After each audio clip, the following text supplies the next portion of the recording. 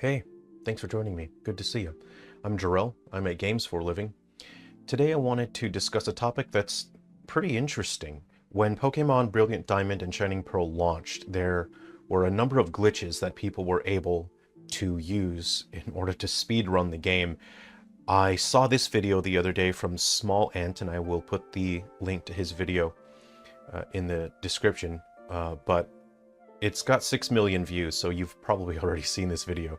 But I found it very interesting. He explained his process behind how it works, or how he's able to get the glitch to work, and these glitches have been patched out, so you can't perform these yourself anymore unless you use an older version of the game, which I think you can still do.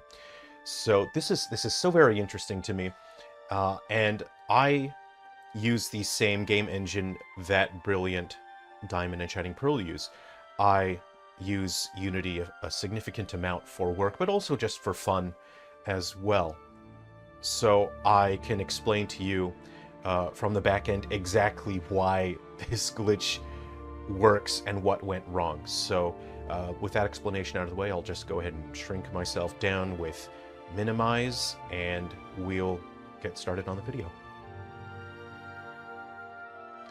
Okay, so basically what goes wrong, and I'll let the video play. Basically what's happening is every time the player opens the menu and then opens a sub-menu, the game is instantiating a new object. So what that means is, in order for anything to exist in the game, there needs to be a game object. So for game menus, the game object holds all of the logic.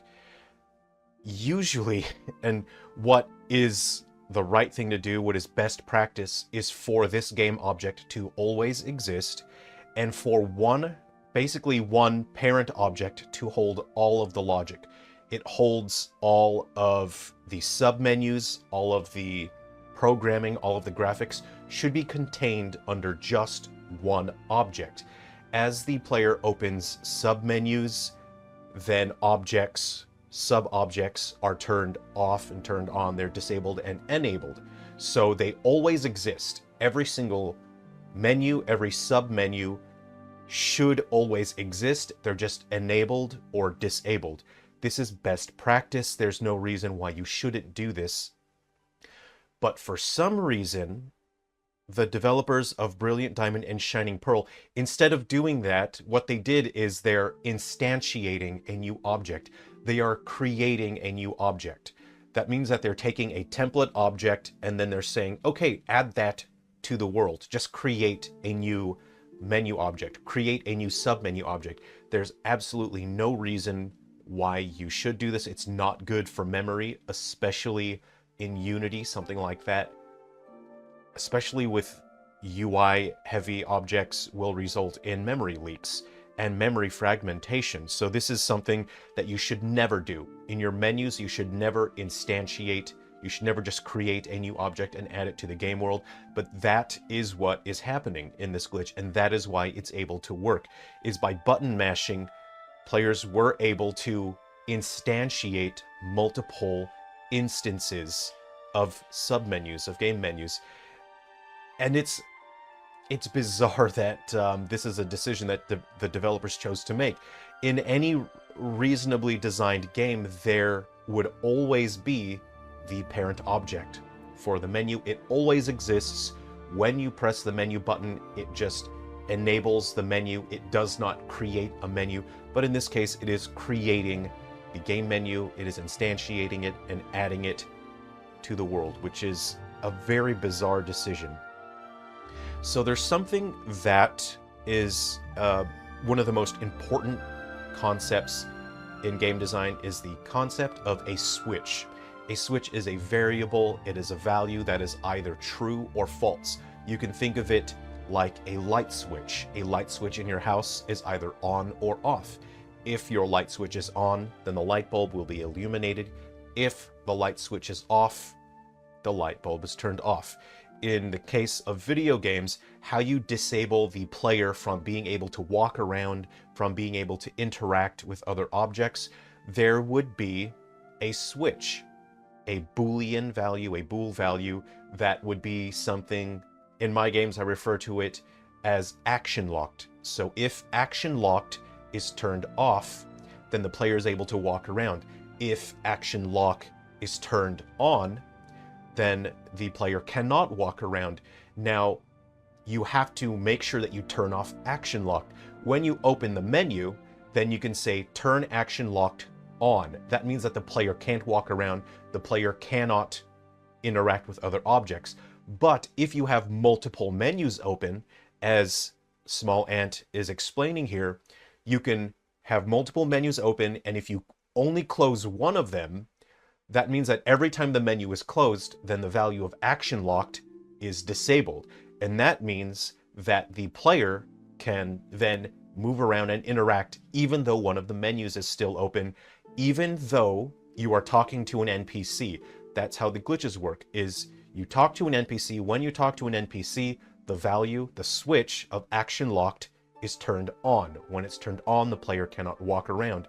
But if you have a menu open and you close out of it, then action lock is turned off and the player is able to walk around even though the event logic is still running.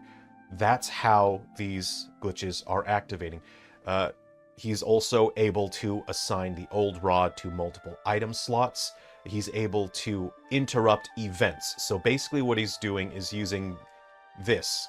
This interrupts events. Normally, events have to run until they are completed, but this interrupts the event that is currently running by talking into an NPC. You activate an event, and again, the light switch that basically says the player shouldn't be able to walk around, that's turned off, and the player is able to walk around.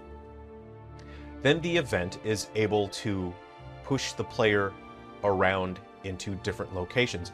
Now you'll see by interrupting, so he has the item menu, or the quick item menu, he has an NPC event active, and he has a game menu active as well, with his very good explanation here.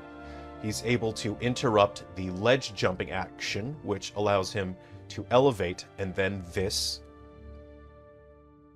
closes the dialogue window, which interrupts the jumping action, and it keeps him stuck in the air. And the reason why this works is, again, for some reason, this game does not use simulated gravity. This would be done for performance reasons. Every single NPC that you have on the world map needs, if you were to simulate gravity, you would have to perform a collision check, and you would have precise collision checking with objects in the environment. All of those have a hit on performance. They have a performance cost. They cause the frame rate to drop. If you have a bunch of NPCs all running, they all have to check gravity. They all have to collide precisely with the terrain and objects. That is a performance cost. But that cost is so insignificantly small on a platform like the Switch. There's no reason why they should do this. The reason why the player is able to walk into the air is because the player does not have any simulated gravity. Gravity means check if there's anything below the player. If not, the player will drop straight down. That has a performance cost, but the performance cost is so insignificantly small. I don't know why they did this. To me, this is not... They would have done a bunch of work. It would have taken significant work because you have to program ladders, stairs, and it's a whole bunch of extra work thinking that you're going to optimize your game and make it run better when the performance boost that you get is so microscopic that there's no reason to do it. So they basically just invented a ton of glitches. Personally, I would have just used simulated gravity or gravity simulation, just have the character interact more actively with the environment. Plus, you never see a ton of NPCs on screen, so it's not like they would have had a huge impact. And secondly, you can actually just check the distance of the NPCs from the camera that's viewing the world, and if they are a certain distance, then don't perform gravity simulations. It's an extremely simple solution to not check gravity if an NPC is not on screen. And the fact that they've implemented this solution where the character has fixed height. It's not something that if someone had a significant amount of experience working in these development environments, I don't believe this is a solution that they would have chosen. I feel that these developers, I'm not trying to say anything negative about them, but I feel like these developers do have experience, but it's likely in very different styles of games, different types of games, because obviously this game is made by people who are experienced game developers, but to me this looks like this is a genre that they don't have a ton of experience working in, particularly because the menus are being instantiated in a way that does not make sense. It's worst practice, basically. So that's basically how these events are able to work. There's, you know, the walking through walls, the events scripting is able to force the player to walk to certain tiles while ignoring gravity, and that to me tells me that they are not using precise collision checking. Again, they're not using precise collision checking, most likely because they want to keep the game optimized for performance, but again, it doesn't make a big difference. And secondly, I think they're trying to maintain the tile movement from the original games, but that seems like a very silly, outdated mechanic to try to maintain, is that tile movement.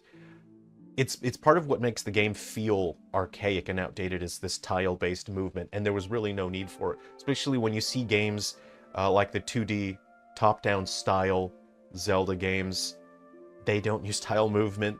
They feel great.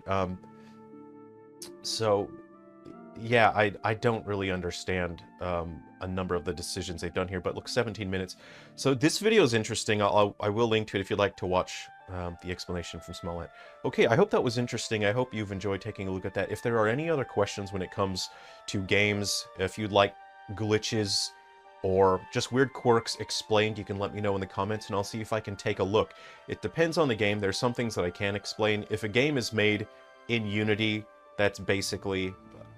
it's very easy for me to understand the logic. If it's made in other game engines, it's a little bit more nebulous for me, as they could be using solutions that I just don't understand or haven't seen before. Thanks very much for watching. Take care. Be well. Okay. I'll see you in the next video, whenever I do explain another cool thing, I guess. I'll see you around.